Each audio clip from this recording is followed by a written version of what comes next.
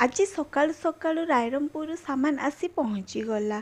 आज बापा माँ आसी पहुँचीगले झारसुगुड़े आईपाई आरोही बहुत खुशी कौन पाई ना ता अजा आसछन्ती। अजा कहले तार आउ किछि दरकार नहीं। माँ बापा पर जदि से काहाकू बेसी भल पाई से होउची ता अजा।